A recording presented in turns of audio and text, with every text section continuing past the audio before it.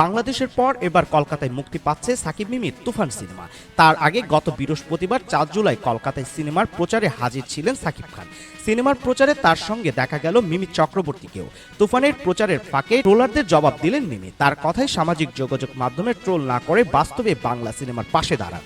সামাজিক যোগাযোগ মাধ্যমে কোনো বাঙালি তারকা বাংলা ছেড়ে ইংরেজি কিংবা হিন্দিতে কথা বললে তাদেরকে ট্রোল হতে হয়। এই প্রসঙ্গ ধরেই মিমি বলেন, একটা ছোট কথা বলি, আমি যদি আমার ইন্টারভিউতে একটা হিন্দি কিংবা ইংরেজি শব্দ ব্যবহার করি তাহলে আপনারাই সেই পোস্টের নিচে গিয়ে লিখবেন উমি হিন্দিতে কথা বলেছে, উমি ইংরেজিতে কথা বলেছে। কেন বাংলা ভাষায় কথা বলতে লজ্জা লাগে? যারা এ কথা বলেন তারা গিয়ে হলে দাঁড়িয়ে কিংবা বাংলা সিনেমা দেখেন না।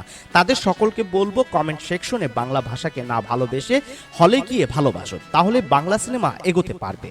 তবে বাংলা সিনেমা নিয়ে আশাবাদী সাকিব মিমি। তাদের আশা একদিন বাংলা সিনেমাও ১০০০ কোটি টাকার ব্যবসা করবে। এদিন তুফানের প্রচারে উড়াধুরা গানে একসঙ্গে নেচে তাক লাগালেন সাকিব মিমি। এদিন প্রচারের ফাঁকে মিমিকে সুপারস্টারে তকমা দেন সাকিব খান। প্রসঙ্গত, সাকিব মিমির তুফান বাংলাদেশে ইতিমধ্যে ঝড় তুলেছে।